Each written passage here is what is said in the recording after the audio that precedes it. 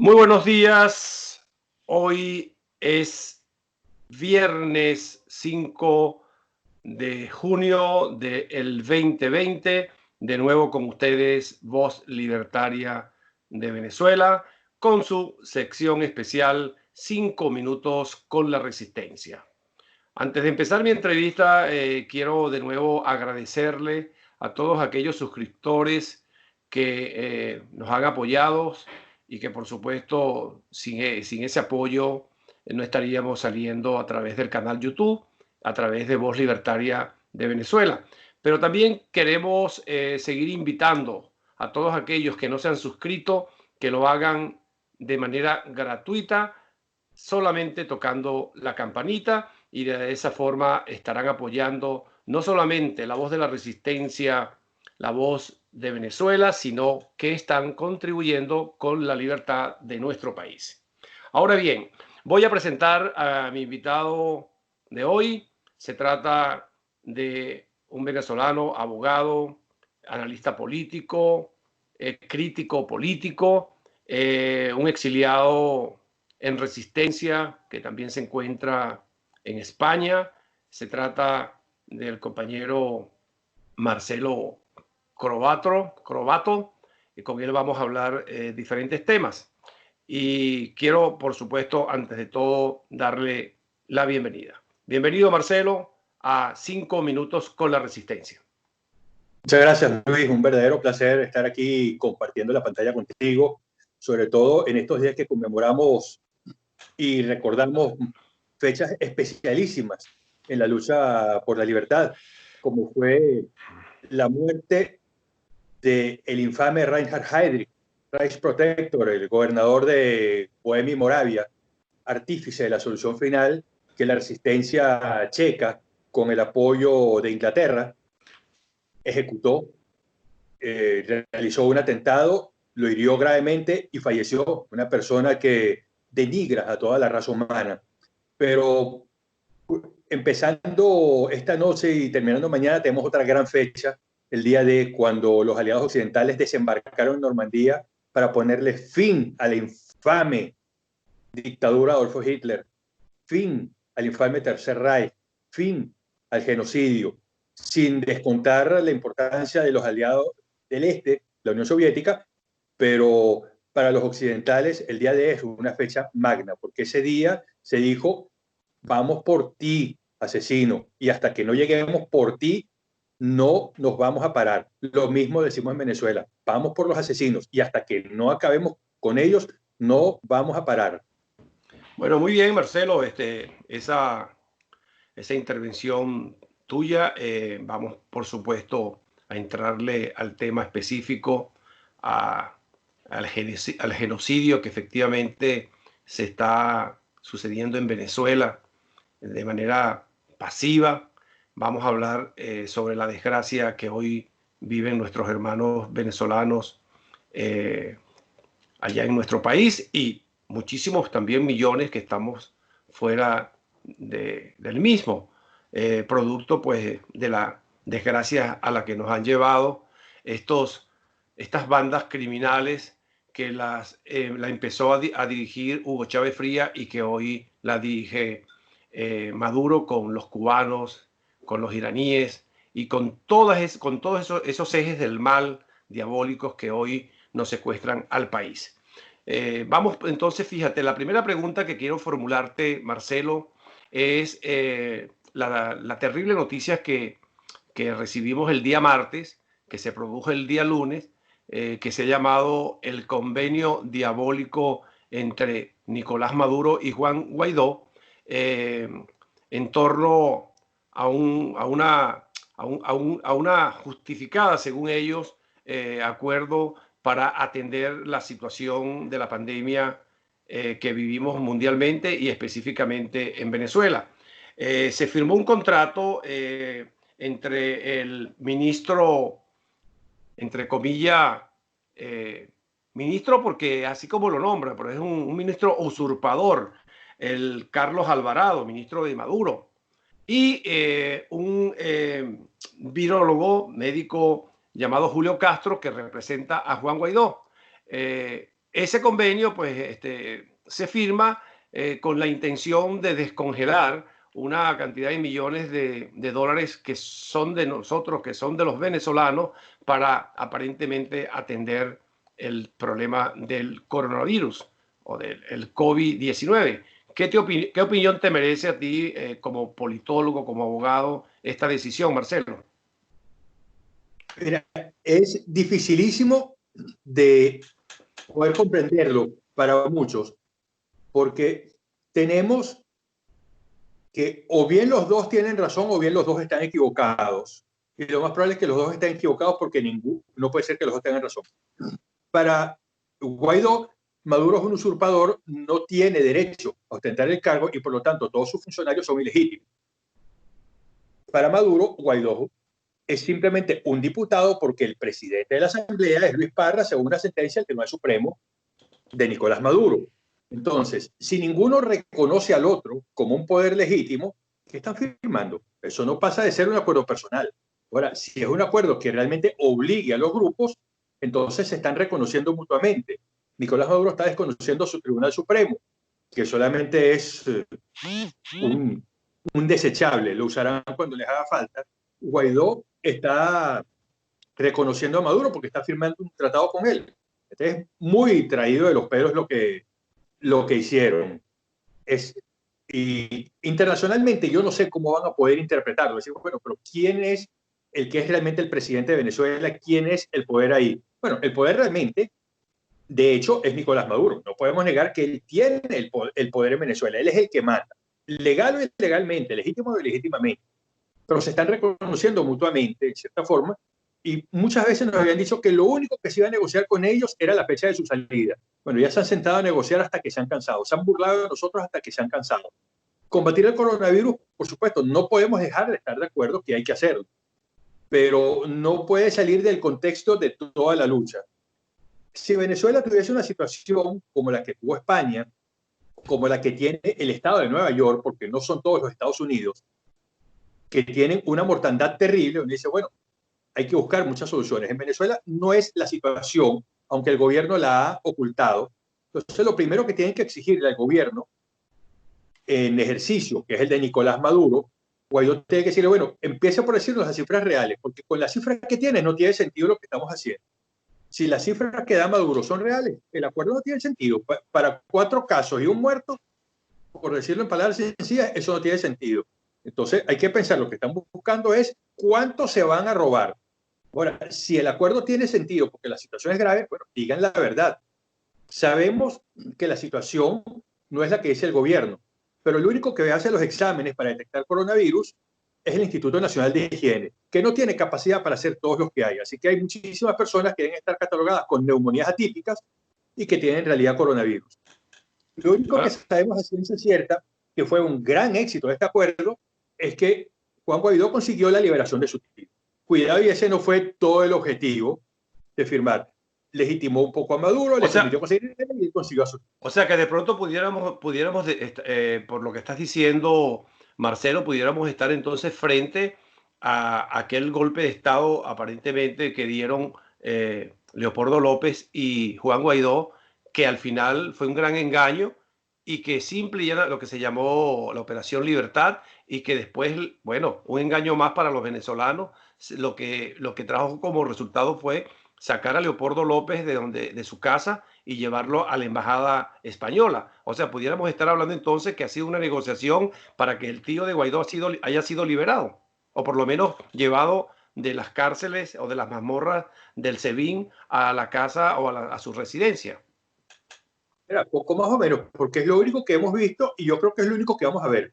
Porque como lo usual es que el dinero se lo roben, porque lo hace el chavismo y lo hace la oposición, podemos ver en el caso de la ayuda para los refugiados en Cúcuta, después del ingreso de la ayuda humanitaria, que no ingresó nada, que lo que se iba a usar para ayudar a los refugiados, ayudar a los militares que escucharon el llamado de Guaidó, fueron y se pusieron a su orden y fueron abandonados, fueron desalojados de sus alojamientos, porque los dueños de los hoteles decían, yo no tengo nada que ver, si no me pagan yo no puedo mantenerte. Entonces, todo eso se lo robaron y está clarísimo. Creo que no hay ninguna duda que ahí se perdió una buena cantidad de dinero. Quizá no fue tanto como se robó Nicolás Maduro y todo su combo, pero se robaron algo que habría servido para muchos casos.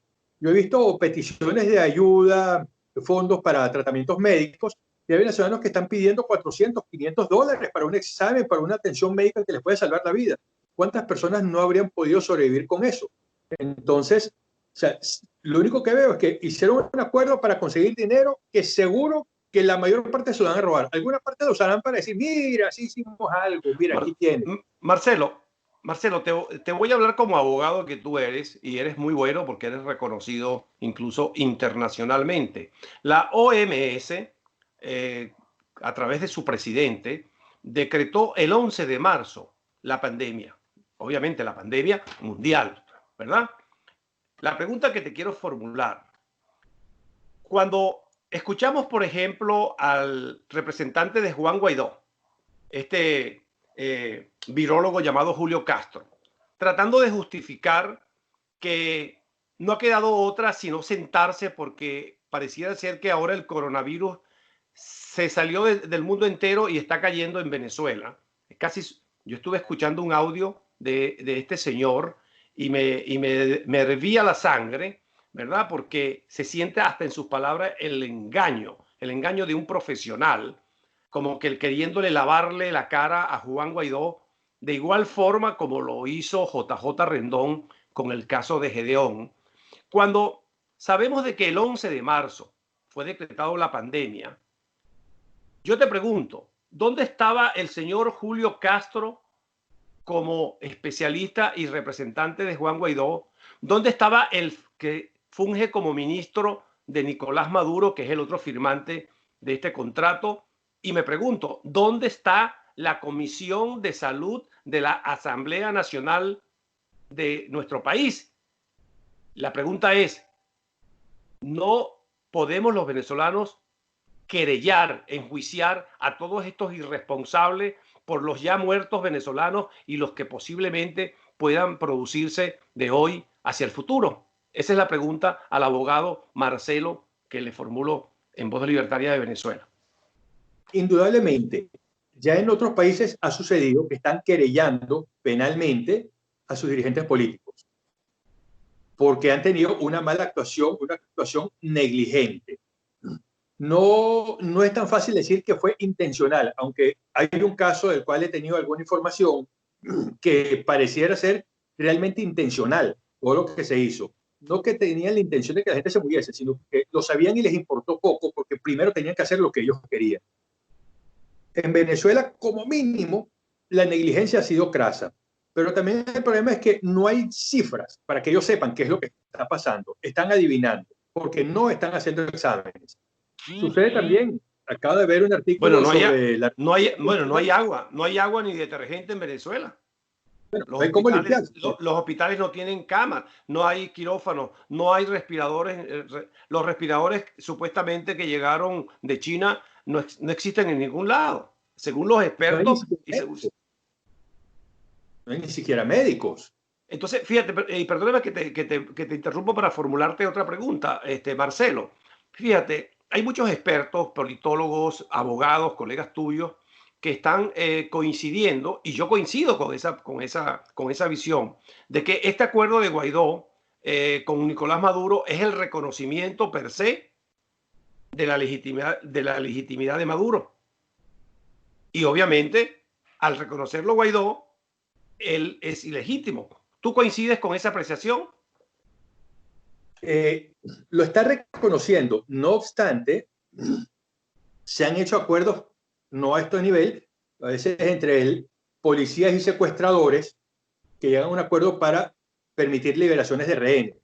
Eso no quiere decir necesariamente que se esté reconociendo, pero cuando se llega a este nivel de actuar conjuntamente y de dirigirse a entes internacionales, los dos se están reconociendo. El problema es que Maduro está reconociendo a Guaidó y Guaidó está reconociendo a Maduro. O sea, ahora tenemos dos presidentes, cada uno reconocido por el otro. O sea, la situación es legalmente extremadamente confusa. Y para mí los dos son ilegítimos. Los dos tienen un vicio de ilegitimidad grave. Pero ahí están reconocidos cada uno por el otro.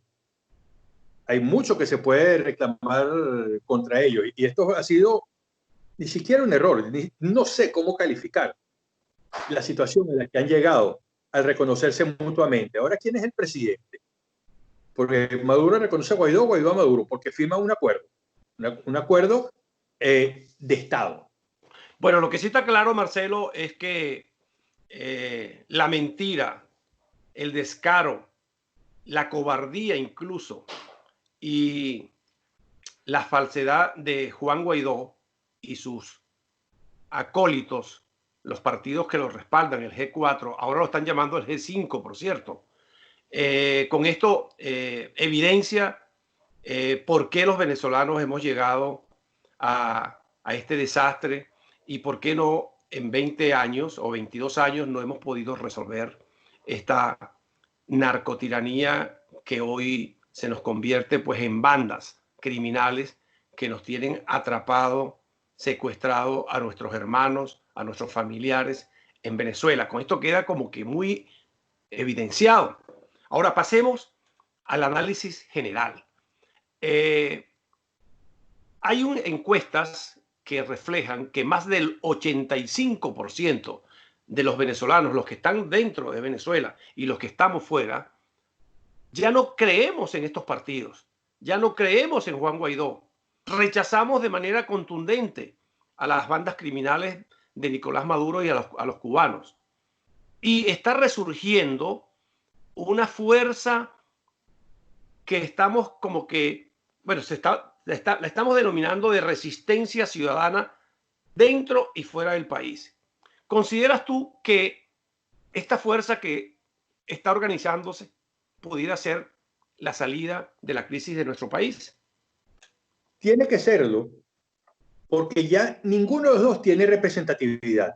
Los dos son ladrones, los dos han traicionado a quienes creyeron en ellos. El PSUV hasta lo último. O sea, creo que muy pocos pueden decir que no son traicionados por ellos. Y la oposición también, que no está la oposición, porque lo que están es pendientes de hacer negocios unos con otros. Por eso es que todos tienen que ser juzgados cuando esto termine, rojos y azules. Entonces, tiene que haber una tercera opción, que es esa que ha de surgir de la ciudadanía, no de los partidos que ya están corrompidos hasta lo último, porque muy pocos dirigentes políticos tienen algún nivel de credibilidad, que la gente diga, sí, voy a escucharlo porque me parece que es una persona sincera. Entonces, hay algunos, ahí tengo amistad con algunos, independientemente de que no comparta sus posiciones políticas, y creo que son sinceros a pesar de que están equivocados. Pero la realidad tiene que surgir de la gente, los ciudadanos, y hacer subir eso. El poder originario es el del ciudadano, no el del pueblo. Yo no creo en pueblo, yo creo en ciudadano. Ciudadano es una persona que está consciente de su deber con su comunidad y asume sus obligaciones y actúa en consecuencia. Entonces, los ciudadanos tienen que comenzar a actuar como empezó la resistencia en Francia, que tuvo dos actuaciones. Uno, el propio general de Gaulle, que apenas caía a Francia, solicitó un micrófono en la BBC y dirigió un mensaje a todos los franceses, y esa es la partida de nacimiento, si se le puede decir de alguna manera, de la Francia libre como Estado, que no tenía ningún territorio, los territorios de ultramar en todo caso, pero él creó un Estado a partir de eso, le dio figuras jurídicas, instituciones, hasta tenía una gaceta oficial donde publicaba cómo se iba a actuar antes y después de la invasión. Pero dentro de Francia había ciudadanos con militares que no estaban dispuestos a aceptar la rendición, que se organizaron en células de resistencia. Cometieron muchos errores, no sabían cómo hacerlo, pero era una resistencia tanto política como militar, tanto ideológica como armada. Entonces, la resistencia en Venezuela tiene que organizarse desde la cúpula hacia el ciudadano y del ciudadano hacia la cúpula para engranar algo que realmente pueda enfrentar a la dictadura. La resistencia francesa tuvo una actuación increíble en la liberación de Francia, como oficiales de inteligencia, como investigadores, y también actuando el día de su victoria también fue la resistencia, porque dificultaron muchísimo la actuación alemana. Bueno, es el día de los resistentes de Francia. Ok, Marcelo, ese ejemplo que tú estás colocando histórico, pudiéramos interpretarlo el día martes. La Junta Patriótica y un buen grupo de movimientos llamados de la Unión de la Resistencia, y entiendo que tú fuiste parte de la elaboración, entregaron un documento al secretario general de la OEA al doctor Luis Almagro. Entiendo que tú fuiste un actor importante en la redacción de ese documento. Pudiéramos entonces estar frente a ese ejemplo que estás colocando por la vía política, solicitándole a los organismos internacionales el apoyo necesario para la liberación de Venezuela, pero por otro lado también hablamos de constituir un ejército libertario, cívico, militar. ¿Cómo tú percibes y qué resultados crees tú que va a traer como consecuencia ese documento que se le ha entregado al doctor Luis Almagro para su estudio? Bueno, un ejército, una fuerza cívico-militar que en este momento en Venezuela no puede operar, porque podemos reunir 5 personas, lanzan una operación subversiva, pero si eso no tiene una continuidad y un plan, porque la subversión no puede ser, no, es que tengo ganas de agarrar una ametralladora, no, o sea, tiene que haber un plan. Si no lo hay, no tiene sentido. Y sobre todo, algo que lleve al resultado, porque lo quiso hacer Caguaripano, lo quiso hacer Oscar Pérez, y mira dónde están. Entonces, tiene que ser algo engranado, pero esa fuerza puede hacer muchas cosas, por ejemplo, labores de inteligencia, para apoyar una acción internacional, porque la realidad tiene que venir también desde afuera y no necesariamente extranjeros, no necesariamente los gringos. Afuera de Venezuela hay cantidades de militares que están cansados de ofrecerse de voluntarios para hacer algo porque están hartos de tener que ver a su patria humillada y ellos juraron defenderla. Entonces, una parte es eso y se engrana con la solicitud que se le hizo al doctor Almagro, que es algo político, y así se va engranando. Es un trabajo poco a poco. Todos quisiéramos que mañana llegaran los marines y vayan a Venezuela, saquen a Maduro, saquen al Guaidó, se lleven a la cúpula del PSUV, a la cúpula de la MUD y los metan en Guantánamo. Yo haría una fiesta que ni te cuento, pero sabemos que eso no va a suceder y tampoco es tan rápido. Las opciones se construyen paso a paso, con el dolor de todo lo que cuesta cada día y cada paso, pero hay que hacerlo bien. No se puede seguir repitiendo las improvisaciones como fue tanto las acciones del capitán Caguaripano, que tuvo un valor increíble al intentar lo que hizo, o las acciones del inspector Oscar Pérez, que tuvo también un valor increíble, pero estaban solos, no había un plan claro de acción, es mi impresión por cómo terminaron siendo las cosas. Entonces, sí, se va engranando una solución política, el contacto en la OEA, otras cosas más que sé que se están haciendo, más grupos en Venezuela que se están organizando para crear una respuesta política y que indudablemente tendrá una respuesta militar, porque en Venezuela el día que pasen las cosas, más de uno va a sacar una pistola para ayudar a los libertadores que ingresen al país.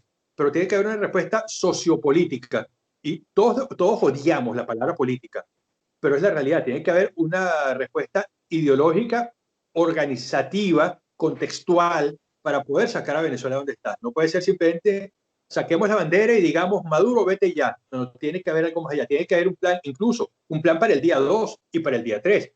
Yo escribí un artículo recientemente que decía, el problema es el día 2. La invasión y la liberación es facilísimo. Eso lo puede planificar cualquiera que tenga una cierta noción del tema militar. El problema viene el día 2, el día 3. ¿Qué se hace después? Y por eso yo escribí el artículo.